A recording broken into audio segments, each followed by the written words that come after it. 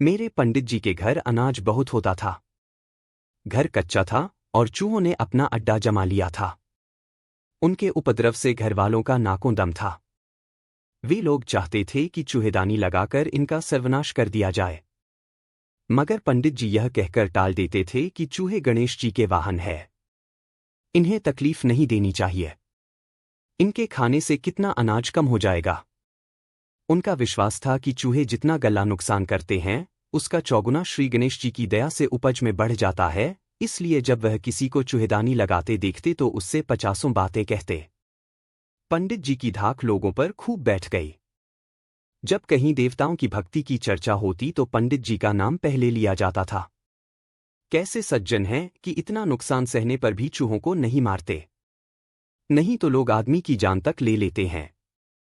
जब तक चूहे अनाज की लूट मचाते रहे तब तक तो पंडित जी अपनी प्रतिज्ञा पर डटे रहे, लेकिन जब उनके वार कपड़े लत्ते पर भी होने लगे तो उनके आसन डोल गए। जाड़ों के कपड़े कुछ संदूकों में रखे हुए थे, कुछ अलगनियों पर। गर्मियों में किसी ने उसका परवाह नहीं की। बरसात में जब उन्हें धूप में डालने के लिए निकाला गया तो सारे कपड़े कुतरे पड़े थे। उन्होंने लकड़ी का संदूक तक काट डाला था। पंडित जी की आंखों में खून उतर आया। चूहों ने एक एक चीज में हजारों छेद कर दिए थे। 250 रुपए पर पानी फिर गया था।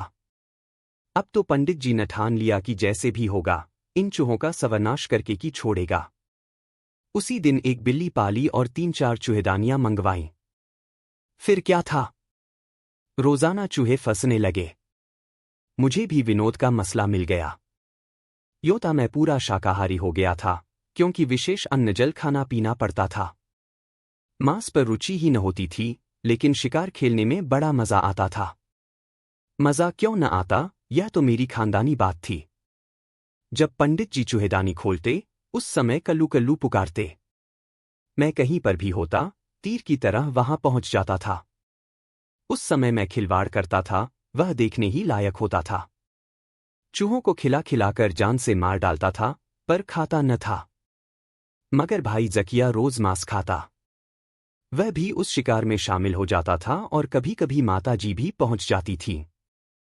उन दिनों उनका खूब पेट भरने लगा। फिर तो मां मन ही मन हम लोगों को आशीर्वाद देने लगी। शायद उन्हें पिछले बच्चों की याद भी आने लगी हो। यदि वे भी जीते होते तो उनकी खूब सेवा करते।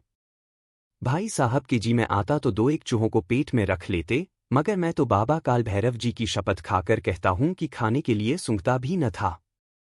उस समय चूहों की जान लेने में हम लोगों को जरा भी दया न आती थी। यह ख्याल भी न होता था।